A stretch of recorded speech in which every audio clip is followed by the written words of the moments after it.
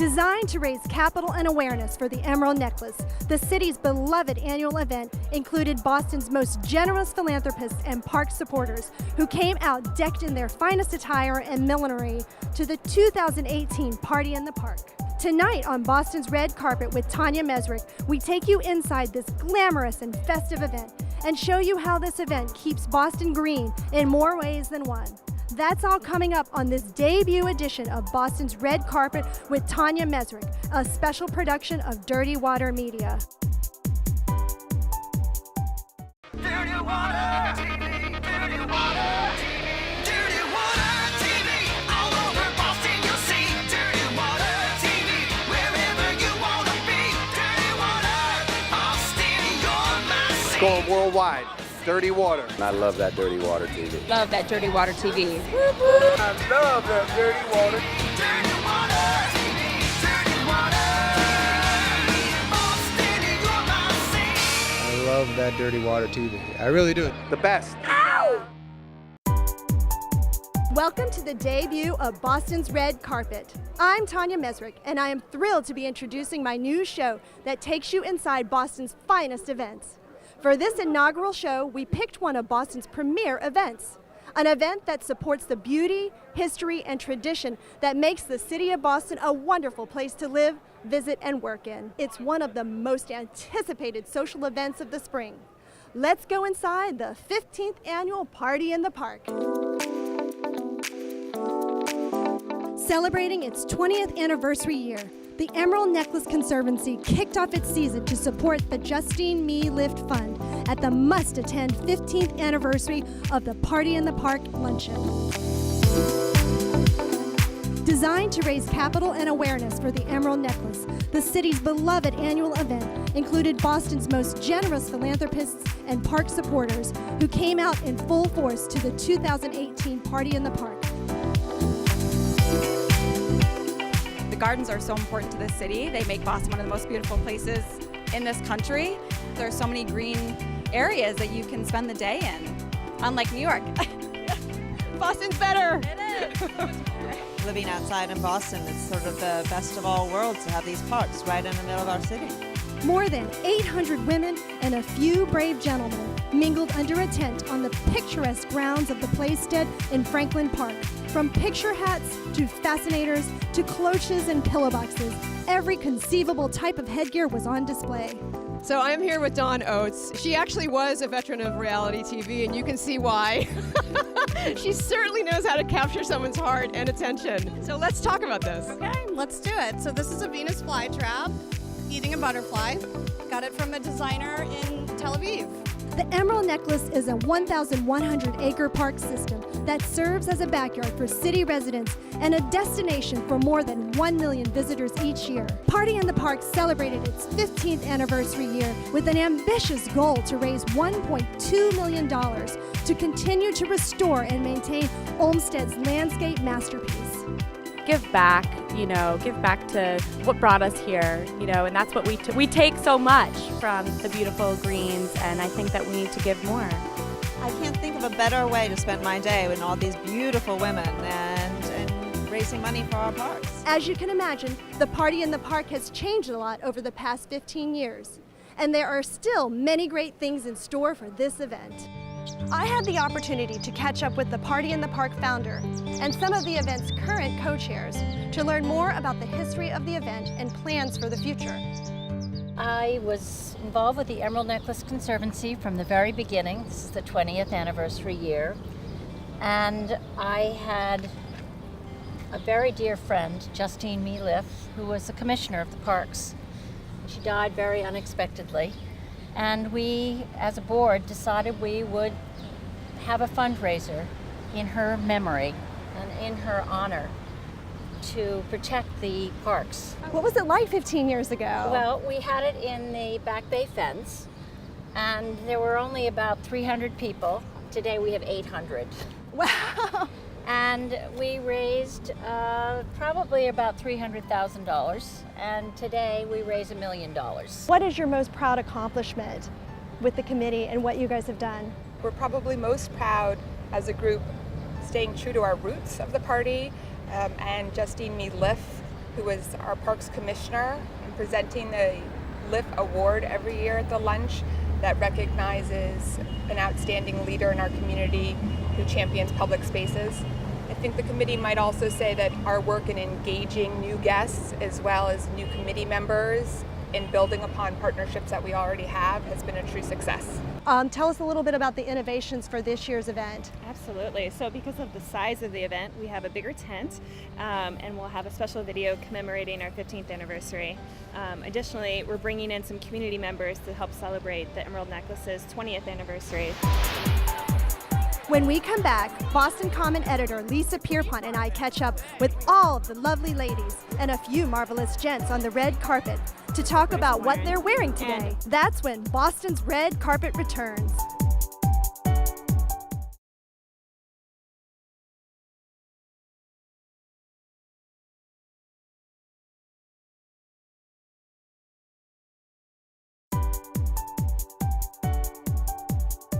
Welcome back to Boston's Red Carpet with Tanya Mesrick. I'm here at the 15th annual Party in the Park, where Boston's finest philanthropic ladies come out to support the Emerald Necklace Conservancy. I'm joined by Boston Common editor Lisa Pierpont. Hi, Tanya. Great to see you. Welcome. Lisa and I have a fabulous time catching up with all the gorgeous ladies that have come out, decked out in their finest party attire today. Yeah, everybody looks amazing. It looks absolutely amazing. This is our version of the Oscars, by the way. We're so excited to provide a fun fashion rundown of some of the most amazing looks we saw. Let's go hit the red carpet. The green carpet today.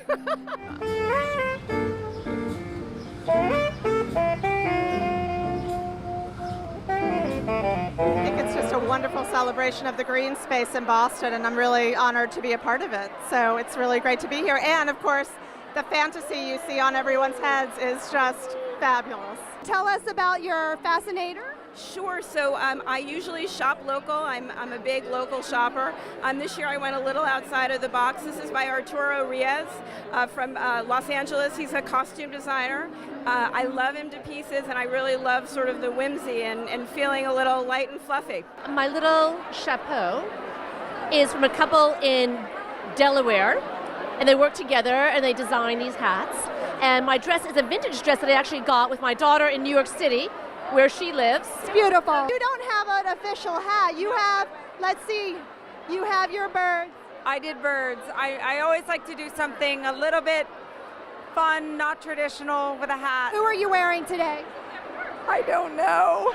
Mystery designer. Well, that designer nailed it. We Bostonians know how to take care of the beautiful attributes of our wonderful environment. Just believe in parks. I think urban areas need open space and beautiful space. I grew up on a farm in Virginia and just felt when I came to Boston that we needed to just spend time with our parks. It's just such a lovely thing for all of us. It was so great seeing all of those amazing looks. There's something so special about this event, set here in Franklin Park with the tents, the flowers, the fashions, and of course, the hats. And as you know, this beautiful scene is created so that Bostonians can enjoy the gorgeous settings in the Emerald Necklace Conservancy parks. What you may not realize is that while the money raised here today goes to support the Emerald Necklace Conservancy, it's not all about planting flowers and trees. The work that the Party in the Park supports makes Boston a healthier, safer place to live in for millions of city residents, visitors, and tourists each year. We had an opportunity to spend a day this week in the parks with the Emerald Necklace Conservancy team to learn more about how the Party in the Park helps keep Boston green in more ways than one. Last year's Party in the Park luncheon raised nearly $1 million for the Emerald Necklace Conservancy's Justine Me Lift Fund, which oversees the upkeep of Boston's cherished green spaces. A nonprofit founded in 1998, the Emerald Necklace Conservancy protects, restores, maintains, and promotes the 1,100 acres of meadows, woodlands, and paths of the Frederick Law Olmsted-designed Emerald Necklace Park system that serves as a respite from the city for 1 million citizens and tourists each year. So the Party in the Park fundraises for the Lift Fund, which helps us improve the urban forest. We have over 7,000 trees that we care for in partnership with the City of Boston, the Town of Brookline, and DCR. And the Party in the Park provides $1 for every dollar that they spend, so we're able to double the impact of the city and really take care of these amazing trees. It was, you could say, the first example of green infrastructure, which is now a term that's used a lot as a way to help manage stormwater and some of the big climate events that we're starting to see. As climate change brings more and more turbulent storms, these kinds of park systems are going to have to do even more, and he did this in the 1880s. It's really, I know, it's really amazing, and I think that sometimes, because it's been here so long, as Bostonians, we can take that for granted. The LIFT committee and the Party in the Park raises the money that's necessary for all of the tree work that we do. Projects such as tree pruning, tree removals, soil restoration to prevent erosion, and also our Woodlands volunteer crew.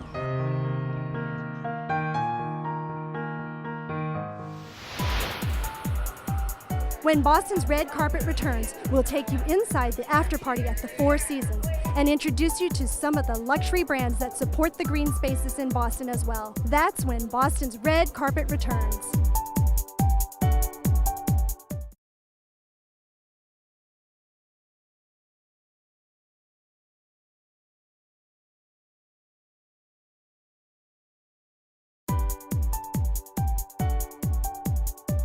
Welcome back to Boston's Red Carpet. What an amazing day we have had at the Party in the Park. It was so incredible to see all the fashions and learn more about why this annual event is so important. Now it's on to the after party at the Four Seasons. All of the ladies who attended the Party in the Park have made their way over here to the Four Seasons to reflect on this remarkable day and sip on some Whispering Angel Rosé. Here's a glimpse inside this fabulous after party. Immediately following the Party in the Park, the Four Seasons Hotel Boston has long served as the after party location where guests take this festive day of fundraising and fun into the later afternoon as they take some time to reflect on the day's events. Four Seasons Hotel Boston delivers contemporary New England charm in the heart of historic Boston. We've been so happy to be the sort of unofficial after party of Party in the Park for years now, and we decided to kick it up a few notches and have this really fun pop-up event in our lobby. With the help of Whispering Angel and our other partners, we were able to just sort of create a really fun entrance into this after party, and everyone can now just sit back, relax, have a drink, and enjoy. As Party in the Park guests wound down the day here at the Bristol Lounge at the Four Seasons, they sipped Whispering Angel Rosé and reflected on a successful day. More than wine, Whispering Angel is a life experience. Rosé is really on an upsurge. Why is it so popular nowadays? It's been so popular, Whispering Angel specifically, because of the flavors in our wine. We actually just released a new rosé called the Palm by Whispering Angel, which is a little bit more fruit forward, but it's still very easy to drink, perfect for that summer patio. It's just a great social wine. And what an incredible after party it is. The Party in the Park supports Boston's park systems and specifically the Emerald Necklace Conservancy. As part of our event coverage, we have had the opportunity to meet so many great businesses who also contribute so much to our fine city.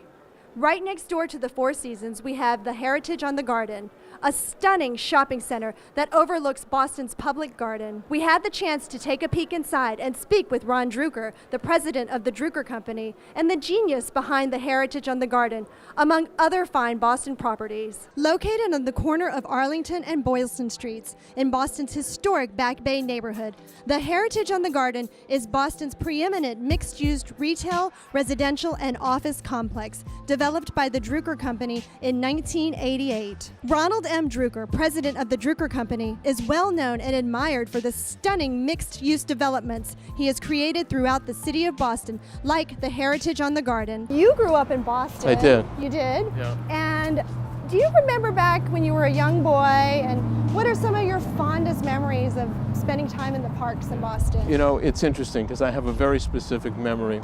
And my mother was an artist, and we would come right over there on this edge of the pond, and we would paint, and we would make a lunch, and we would have lunch. So I have a very vivid memory of being in the park, and it was interesting and ironic that we would develop the Heritage on the Garden right in the shadow of where we were. And how did you sort of come up with the idea of, you know, changing this place into the beautiful Heritage on the Garden? The late Howard Elkis and I sat in a bar called Gatsby's, which was just about where Bottega Veneta is today. And he sketched out, listening to my vision coupled with his vision of what this would be. And it was influenced by pre-war New York buildings really on Fifth Avenue, on Central Park, buildings in Paris on the Tuileries, and buildings in London on Hyde Park and Green Park, which was the inspiration for this. Occupying a full city block overlooking Boston's stunning public gardens, the heritage on the garden transformed this distinctive area of the city that now includes the Four Seasons.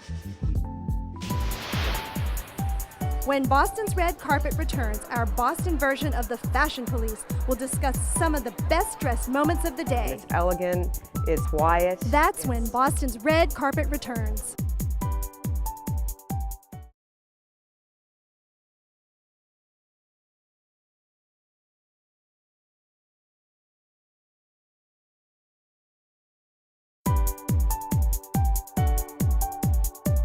Welcome back to Boston's Red Carpet. I'm Tanya Mesrick. We've seen the dresses on the red carpet and hats galore.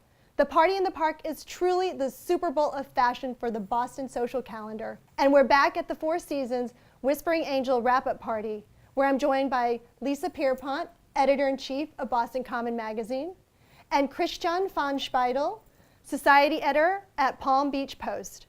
Are you guys ready to weigh in? Absolutely, let's do it. Let's get into it. We have Kathryn Chapman. She was simply stunning in the whole black and white theme. She had an Arturo Rios fascinator, and her dress was Lila Rose. She also had these fun Valentino shoes on. What did you think of it, Lisa? Well, first of all, Kathryn is one of Boston's best. She always just looks, she nails it every single time, and she has a knack for wearing something that just completely reflects her personality. This is Kathryn. It's elegant, it's quiet, it's beautiful, it's gracious, it's Kathryn, and it's perfect for Party in the Park. Absolutely love the Fascinator, and I'm a big fan of the veil across the eye. I think it's just so beautiful and lovely and so timeless. And up next we have Melissa Lena. She is just a vision in those blue colors. They go perfectly with her eyes. You're a big fan of blue. What do you think of what Melissa chose to wear I just think today? this is a sassy little look. I mean, you know, one thing we're seeing this year especially is there's a whole new brigade of young people that are coming, and she speaks to that. It's a little short, she's got the flowing hair, a little fascinator. It's just a great, fresh, fun look. Her fascinator's from Salma Gundy. Very elegant, very timeless, and I think it complements the really cute dress that she's wearing, and it's youthful, as is she, and I think it's very age appropriate and just dead on. And here we have Leanne Leventhal. She was a New Yorker, but now she's one of us. She really, really brought it, wearing a local designer, Daniela Corte, and she was inspired by Greece and the royal wedding. You know, it's less is more. She's so striking anyway that she doesn't need a lot, but just that little pop of a metallic crown like that is so feminine and so delicate, and she just has a really simple, very beautifully tailored white dress. I think she's just a modern day Greco-Roman goddess. The hair, everything works so beautifully together. I think it's a big win for me. And here we have Jessica Slater. She chose black and white, and she really knew how to put it together. She was wearing Parenza. What do you think of the black and white? It's hard for this woman to look bad in anything. I mean, she's absolutely gorgeous, but I love Proenza. That's this season especially. It's asymmetrical, it's ruffled, it's feminine, it's unpredictable, and she wears it so well. What about the Fascinator, Christian? Well, you know, black and white can be very difficult to pull off, especially at a garden party when everyone is so colorful, but this works beautifully. And here we have Ellie Chu Neubauer. She is a vision in her 3-floor dress by UK designer, and she's also wearing a hat by Claire Hahn. We're seeing a lot of black and white. Christian, what do you think of her headpiece? This fantastic floral arrangement that's happening on the side that frames her face so beautifully. Since the crown effect that is happening picks up also on the waist, the belt piece, and I think it works in tandem very nicely. There's all different personality types that are coming through, even though it's still black and white. No, I love it. I think if Rembrandt saw her in the day, he probably would have chosen her as a painting subject. Up next, we have Laura Baldini. She is rocking it in Chloe Runway, and that hat. This is from Pickwick's in Portsmouth, New Hampshire. It's something to behold. It's an amalgamation of all the things she loves. What can you say about this? It's really one of a kind. Laura Baldini is not one to be scared of taking a risk every single year. I mean, I look at her and say, okay, Party in the Park is on your head every single year. And she's done it again this year. It's just artistic and fun. Yeah. And Tatiana, she came back all the way from the West Coast to visit us. And she's looking gorgeous with her McQueen dress. She's got a Givenchy clutch and those YSL shoes. What do you think about these pops of color, Lisa? She's not too matchy-matchy. It's something that I don't think you would imagine. Well, let's wear a pink and navy dress and put a purple hat piece on. Right. But it works. It's just fun. It's punchy. The fit and flare dress is very playful, but it's still sophisticated at the same time. So she's a head turner. What do you think of her headpiece, Christian? It's fantastic. You know, it's very much reminiscent of a turban of the 40s.